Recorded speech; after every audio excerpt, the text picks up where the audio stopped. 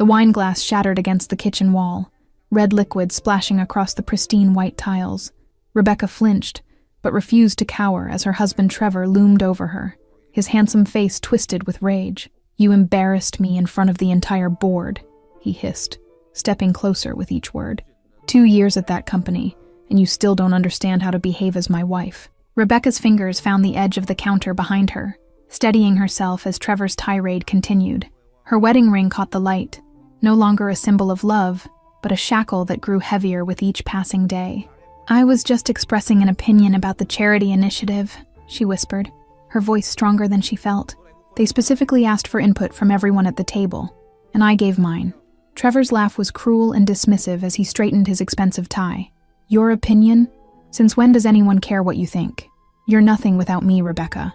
The familiar words hit like physical blows, each one reinforcing the walls of her prison. For 3 years she had believed them, shrinking herself smaller with each passing day. Through the kitchen window, she could see rain beginning to fall on their Chicago penthouse balcony. Tonight was different, though. Something inside her had finally broken beyond repair. When Trevor turned to pour himself another scotch, Rebecca silently pulled open the drawer where she'd hidden the letter from her late aunt's attorney. The inheritance had come through last week. Enough money to disappear. "I'm going to bed," she said, slipping the folded papers into her pocket. Trevor grabbed her wrist, fingers digging into tender flesh already bruised from last week's argument. "We're not done talking," he growled, bourbon heavy on his breath. Rebecca looked down at his hand, then up at his flushed face, making a decision 3 years in the making. "Yes, we are," she whispered, yanking free and running. Trevor's roar of rage followed her as she grabbed her emergency bag from the hall closet and bolted for the service elevator. Rain soaked through her thin blouse as she ran toward Michigan Avenue, heart pounding. Behind her, she heard the building's front door slam open, followed by Trevor's voice calling her name. The Lakeside Hotel rose before her like a beacon, its elegant Art Deco facade promising sanctuary. Rebecca had meant to find a modest motel, but the storm had intensified, and the doorman had already spotted her. "Welcome to the Lakeside, madam," he said, ushering her inside the marble lobby. Rebecca clutched her small bag, acutely aware of her rain-soaked appearance amidst such luxury. At the reception desk, her shaking fingers presented her rarely used personal credit card, the one Trevor didn't monitor. "Just for tonight," she told the concerned clerk, who upgraded her to a suite when he noticed her trembling. The elegant suite on the 15th floor was larger than her first apartment. Rebecca stood dripping on imported carpet, suddenly overwhelmed by her own audacity. In the marble bathroom, she examined her reflection. Rain-plastered hair, mascara-streaked cheeks, and the shadow of a bruise forming on her wrist. For the first time in years, she felt something like hope. As she stepped from the shower, Rebecca heard a door slam in the hallway, followed by rapid, forceful footsteps. Her heart nearly stopped until she realized the sound came from the adjoining room. Through the wall, she could hear a deep voice speaking in measured tones. A man on a phone call. The voice was accented, Italian perhaps, and carried an authority that commanded attention. "The Chicago situation requires my personal attention," the voice said. "Tell them they have until tomorrow to reconsider their position. After that, I won't be generous." Rebecca moved away from the wall, feeling like an intruder on a conversation not meant for public ears. She tried to focus on her own situation, making a list of next steps. Morning light filtered through heavy curtains as Rebecca woke to an unfamiliar ceiling. For one panicked moment, she forgot where she was, then reality rushed back. Her escape, the hotel room. A gentle knock on her door sent her heart racing, but it was only room service with a breakfast she hadn't ordered. "Compliments of the management," the attendant said, wheeling in a silver cart. As Rebecca sipped coffee by the window overlooking Lake Michigan, she heard the door of the neighboring room open. Curious, she peeked through her peephole just in time to see a tall figure in a perfectly tailored suit stride toward the elevator. Rebecca ventured down to the hotel cafe, choosing a quiet corner table where she could observe without being noticed.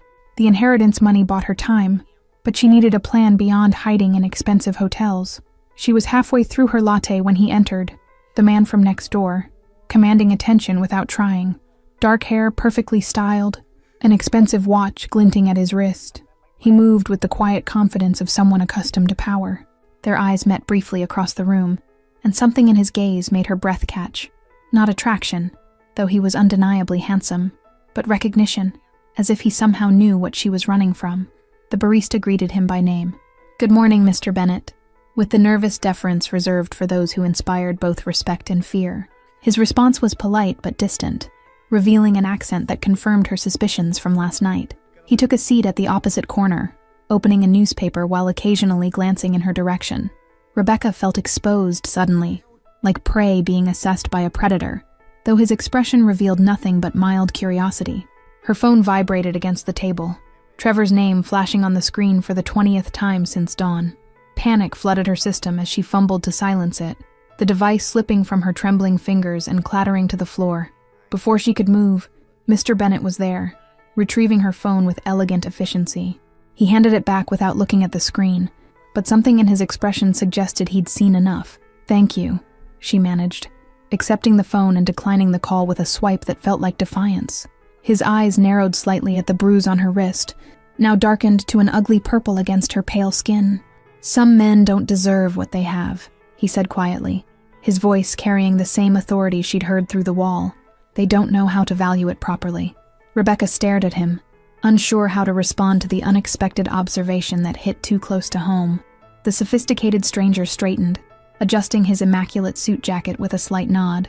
"If you need assistance, Ms." He paused, waiting for a name she wasn't ready to give. When she remained silent, he continued smoothly. "My room is 1502. Sometimes neighbors can be useful in unexpected ways." He departed with the same controlled grace with which he'd arrived, leaving Rebecca to wonder what kind of man offered help to strangers, while conducting mysterious business in luxury hotels. She didn't know whether to feel comforted or concerned by his presence next door. 2 days later, Rebecca's tentative sense of safety shattered when she spotted a familiar face in the hotel lobby. Martin, her husband's head of security, was showing her photograph to the front desk staff, while another man in a dark suit scanned the room. She ducked behind a decorative column, heart racing as she calculated her escape routes. Trevor had found her faster than she'd anticipated, his resources extending further than she'd imagined. The elevator dinged, revealing Mr. Bennett engaged in conversation with a broad-shouldered man whose vigilant posture screamed bodyguard. Bennett's eyes swept the lobby, landing briefly on Rebecca before shifting to Martin with subtle recognition that made her blood run cold. Rebecca retreated through the restaurant toward the kitchen, praying the staff entrance would provide an escape. The industrial kitchen was a blur of white uniforms and stainless steel as she wove through startled chefs and servers. Behind her, she heard Martin's voice asking about a woman matching her description. A hand suddenly gripped her elbow, pulling her behind a massive refrigerator just as the kitchen doors swung open to admit Trevor's men. "Don't make a sound," Mr. Bennett whispered against her ear, his body shielding her from view. She could feel the controlled tension in his frame, like a coiled spring ready to release. Martin moved through the kitchen, questioning staff while his companion checked the delivery entrance. Rebecca held her breath, pressed between cold metal and the warm presence of her mysterious neighbor. When the hunters finally left, Bennett guided her through a service corridor and into a freight elevator that descended to the underground parking garage. His bodyguard was already waiting beside a sleek black Audi with tinted windows. "They'll be watching all exits," Bennett said, opening the car door. "You have approximately 90 seconds to decide if you're coming with me or taking your chances with them." Rebecca hesitated, caught between the devil she knew and the devil she didn't. "Who are you? Why would you help me?" she demanded, even as the sound of approaching footsteps echoed in the garage. "My name is Adrian Bennett, and I recognize the look of someone escaping a cage," he answered, his accent thickening slightly. "The rest can wait until we're somewhere safe." 60 seconds, Ms.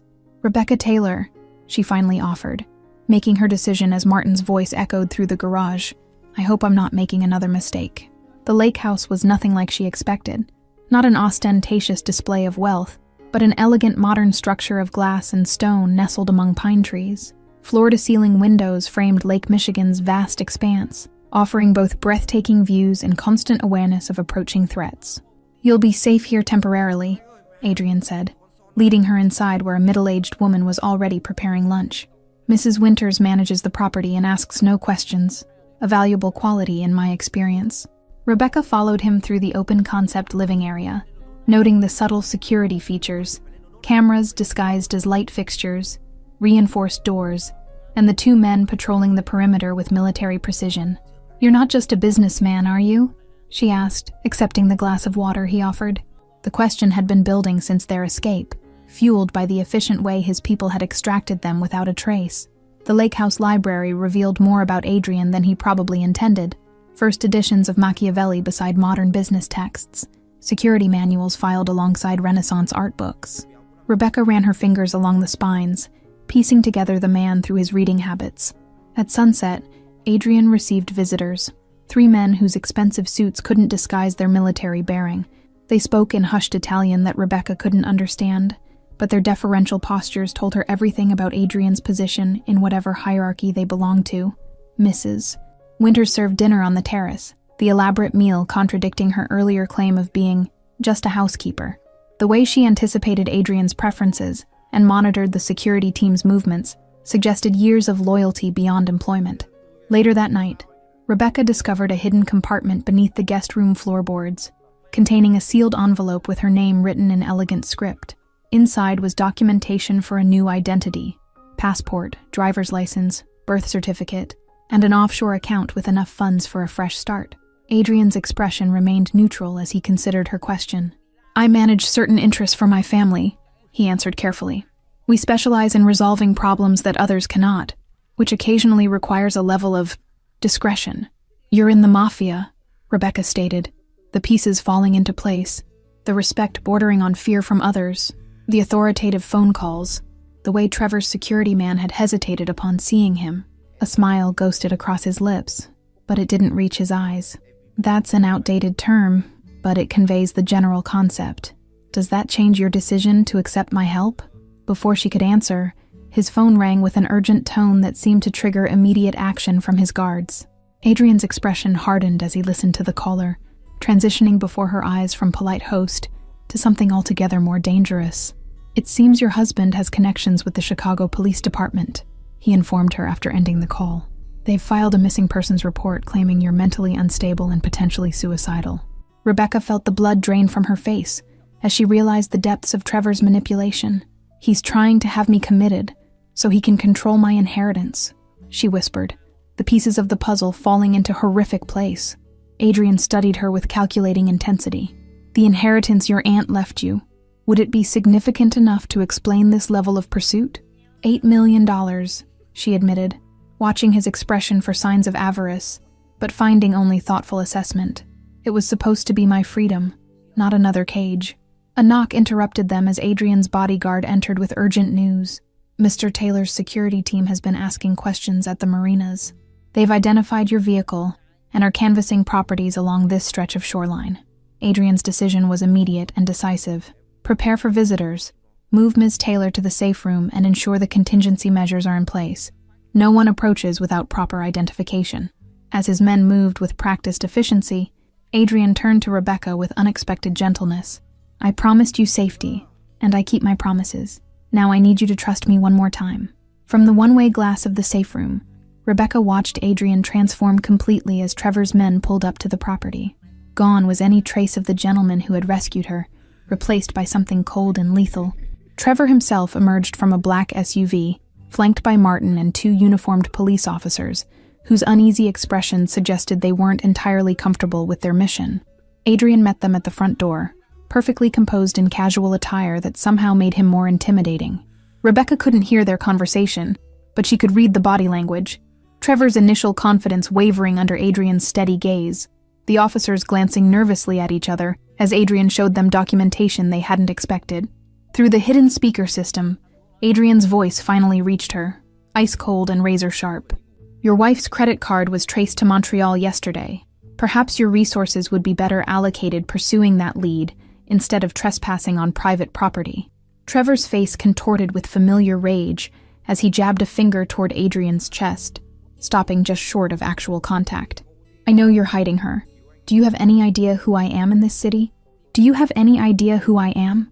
Adrian responded with such quiet menace that even the police officers took an unconscious step backward. "Check your sources more carefully, Mr. Taylor. You're walking a dangerous path." The confrontation ended abruptly when one of the officers received a radio call, his expression shifting from annoyed to alarmed. Whatever information came through was enough to make them retreat, practically dragging Trevor back to the vehicle despite his protests. Rebecca emerged from the safe room once they'd gone, finding Adrian staring out at the lake with hands clasped behind his back. What happened? Why did they leave so quickly? Your husband's financial activities are under federal investigation, Adrian replied without turning around. Anonymous tip about tax fraud and embezzlement. The officers received notice that associating with him could compromise their careers. That evening, Rebecca overheard a heated phone conversation in Adrian's study, someone questioning his involvement in her situation, warning about unnecessary complications, and drawing unwanted attention. Adrian's response was measured but firm. This is not negotiable. She remains under our protection. The next morning, newspapers carried the story of Trevor Taylor's spectacular downfall. Federal agents seizing records from his office, board members distancing themselves, clients fleeing. The article mentioned anonymous whistleblowers who had provided evidence of years of financial misconduct. A burner phone arrived with breakfast, Mrs. Winters explaining it was for emergencies only, and connected directly to Adrian's security team.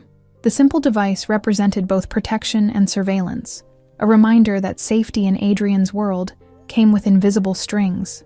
Rebecca found her emergency bag in the guest room closet, somehow retrieved from the hotel without her knowledge. The casual display of Adrian's reach both comforted and unnerved her, making her wonder what other aspects of her life he had quietly arranged. Rebecca approached slowly, piecing together what had happened. You called in favors to have him investigated? Just like that, with a snap of your fingers, you've dismantled his life. Adrian turned to face her, his expression unreadable. People like your husband rely on facades, the appearance of power, of respectability. Once that facade cracks, everything else crumbles naturally. For the first time, Rebecca truly understood what kind of man had taken her under his protection. Not just dangerous, but powerful enough to rewrite someone's story with a few phone calls and the right connections. You could destroy anyone who crosses you, she whispered, uncertain whether to feel grateful or terrified. Is that why you helped me? To demonstrate your power over someone who annoyed you by making noise next door? Something flickered across his face, perhaps hurt, perhaps amusement at her boldness. I helped you because 3 years ago, my sister Kate died at the hands of a man who claimed to love her. I wasn't there to protect her then. The revelation hung between them, raw and honest, in a way Rebecca hadn't expected from someone who lived in a world of calculated moves and hidden motives.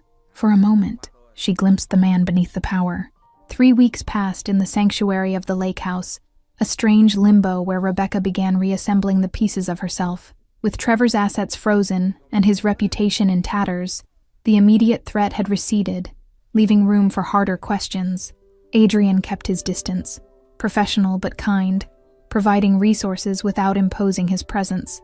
His security team remained vigilant, but the atmosphere had shifted from crisis to something approaching normalcy. One morning, Rebecca discovered the art studio at the far end of the property, a light-filled space with empty canvases and professional-grade supplies. You mentioned studying art before your marriage, Adrian explained when she asked about it. I thought you might want to reclaim that part of yourself. The first brushstrokes were hesitant, rusty from years of neglect, but soon colors flowed from her hands like a language rediscovered. She painted the lake in all its moods, stormy, serene, shrouded in mist, each canvas a step toward reclaiming her voice. An unexpected delivery arrived one afternoon. Her college portfolio, rescued from the storage unit Trevor had rented when he claimed her art was cluttering their home. Someone had painstakingly preserved each sketch and painting, even repairing damage to her favorite charcoal studies. During a rare dinner shared with Adrian, Rebecca learned about his childhood in Sicily, where his grandmother had taught him to respect art as the language of the soul. The conversation revealed glimpses of the boy he'd been before family obligations shaped him into the man he became.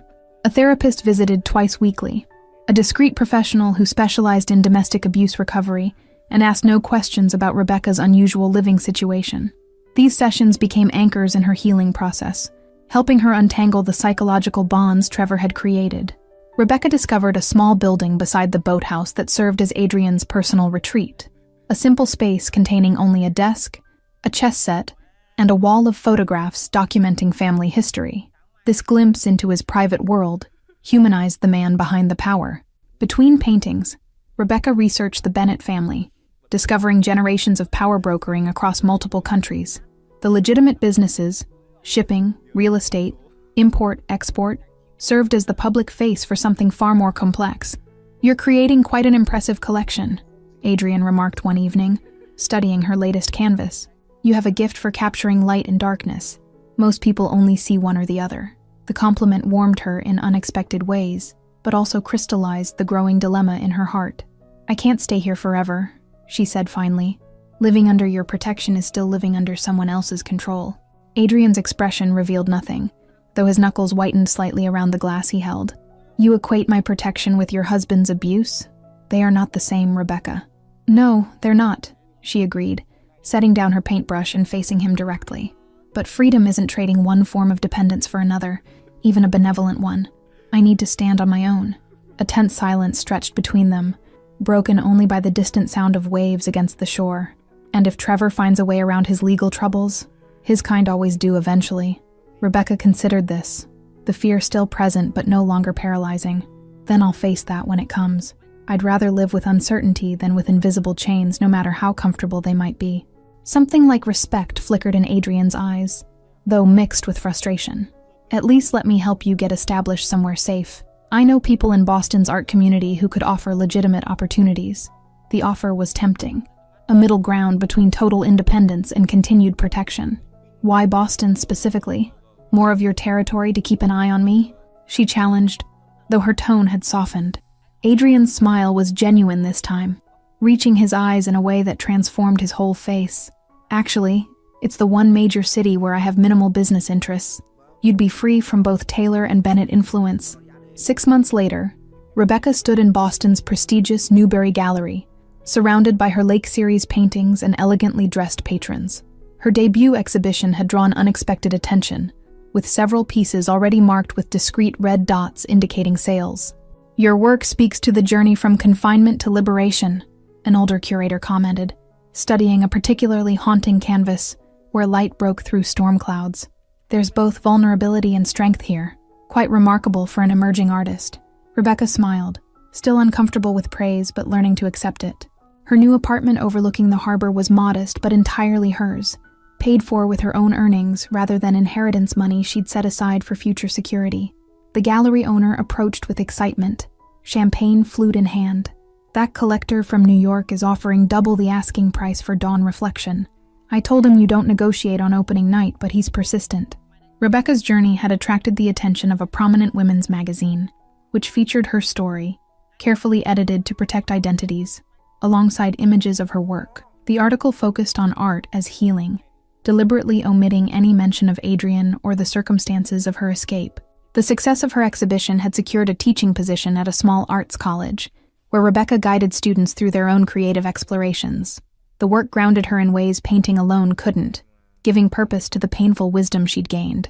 Since arriving in Boston, Rebecca had established a weekly routine that included volunteering at a women's shelter, offering art therapy sessions for survivors of domestic violence. These quiet hours brought healing full circle, transforming her experience into something that could help others find their voice. Her new circle of friends knew nothing of her past. The gallery owner, fellow artists, neighbors in her building who invited her to dinner parties. This clean slate allowed Rebecca to define herself by her present choices rather than her history, a freedom more precious than any material security. As the evening progressed, Rebecca felt a familiar prickle of awareness, the sensation of being watched with particular intensity. She scanned the room, her glass nearly slipping from her fingers when she spotted him near the entrance.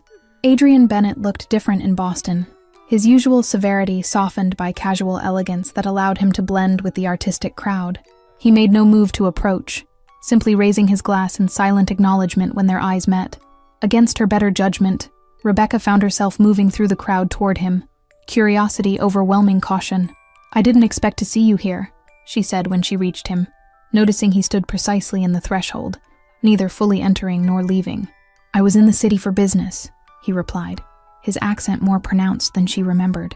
I saw the exhibition announcement in the Times and thought I should see how freedom suits you. It appears to suit you very well. Rebecca studied him, noting the careful distance he maintained, present but not imposing, interested but not possessive. You kept your word about Boston. I checked quite thoroughly, you know. A hint of amusement crossed his features. I expected nothing less. Your caution is well earned.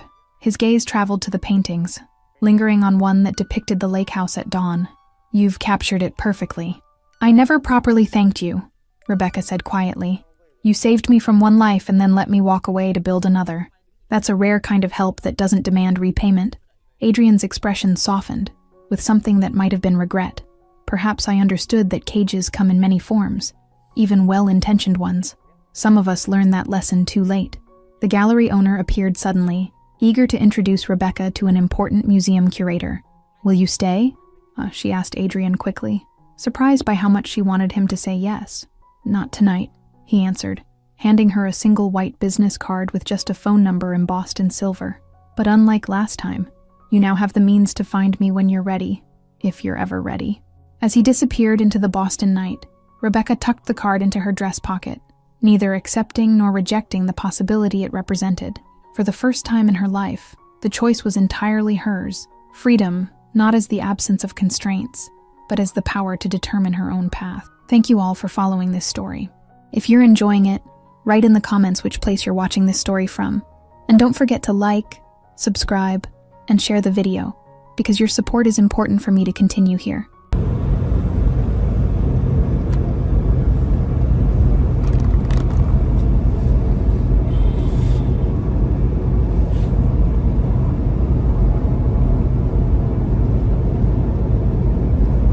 Зайдем, посмотрим, как у меня трансляция началась.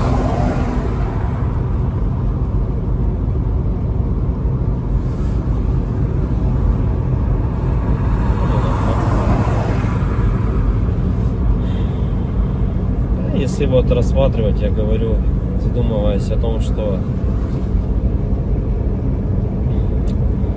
прожитые типа 30 лет,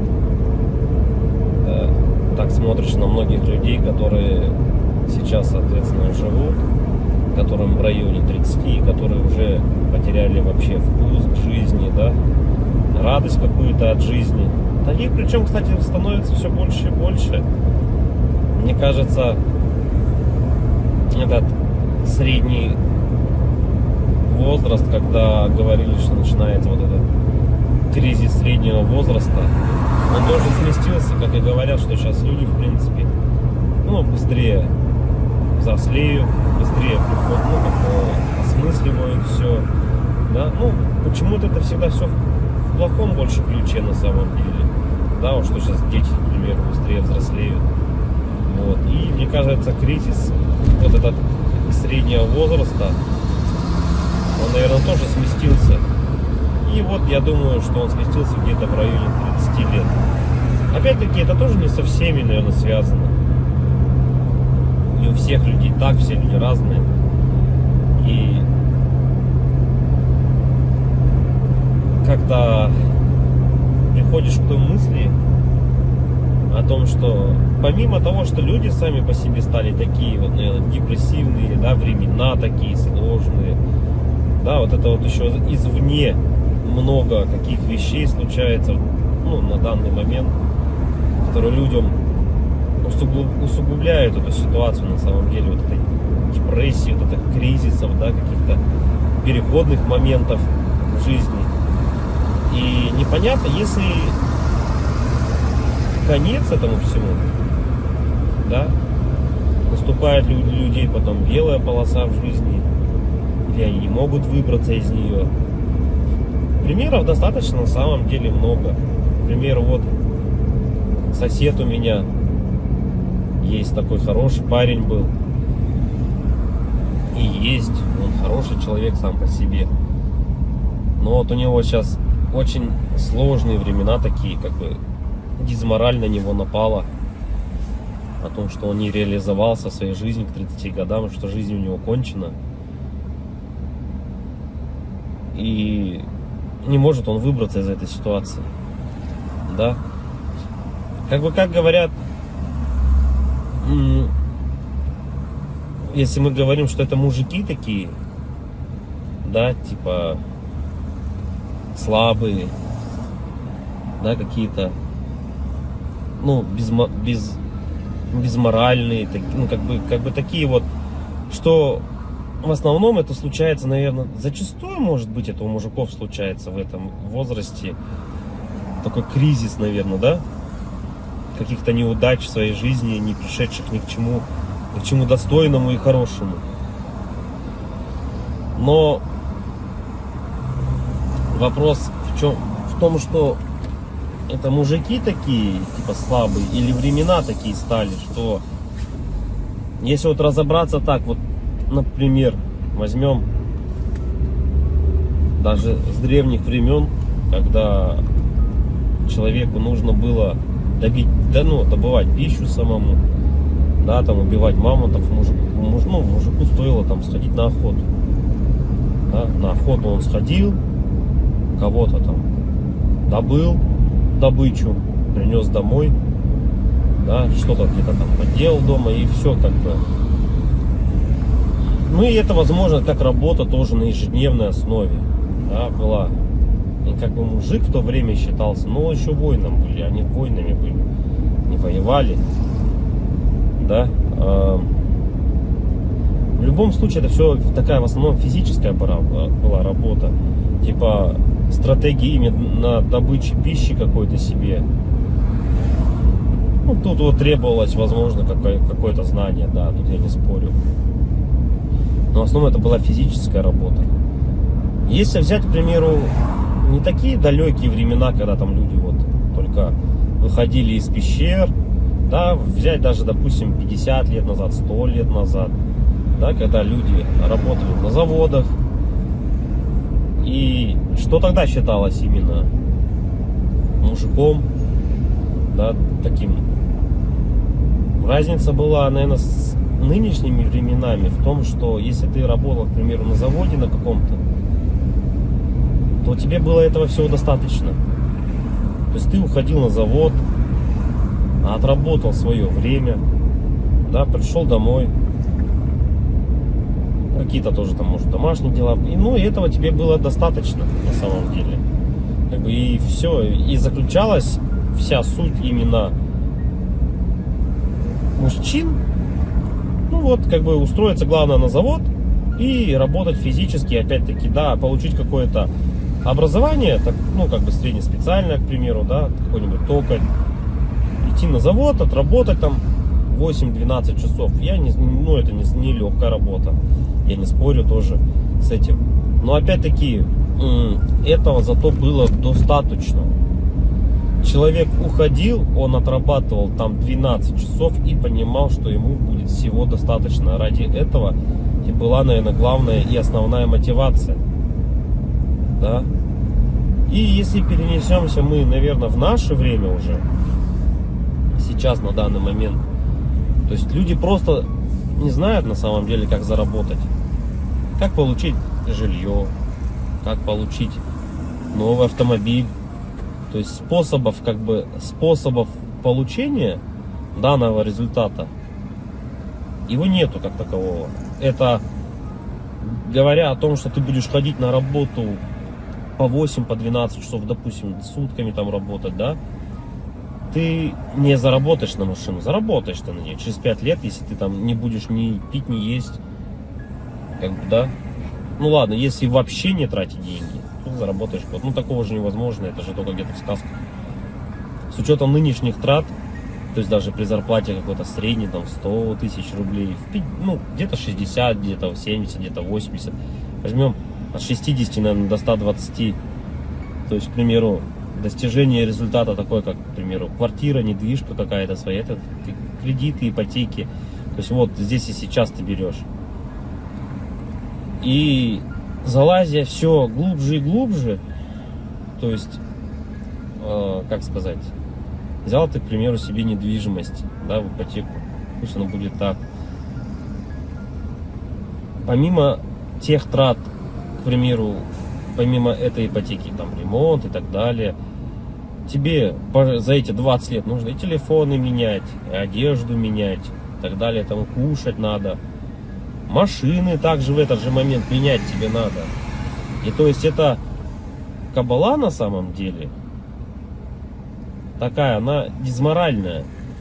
И к чему это все? Что же значит мужик в наше время, который ходит на завод, работает 12 часов, а денег у него все равно нету. Как бы добычу он принести уже не может, да? Ну типа он может сходить в лес, но от этого толку особо не будет. И, наверное, ну, сам интернет, во-первых, расфорсил вот это вот все, то, что люди должны зарабатывать какие-то миллионы. Они должны зарабатывать. Это было бы шикарно, если бы каждый зарабатывал. Но каждый по своей сути не может столько зарабатывать, да, потому что не хватит денег, чтобы каждый. А может их и хватит, но никто никому не даст так зарабатывать. И вот возвращаясь, к примеру, к тому, что какая зарплата? Ну, 1300, наверное, должна быть в наше время, чтобы как бы себя, наверное, обеспечивать, да, хорошо, одному. И кто же тогда мужик в наше время? Типа, что он должен делать? Что он должен выполнять?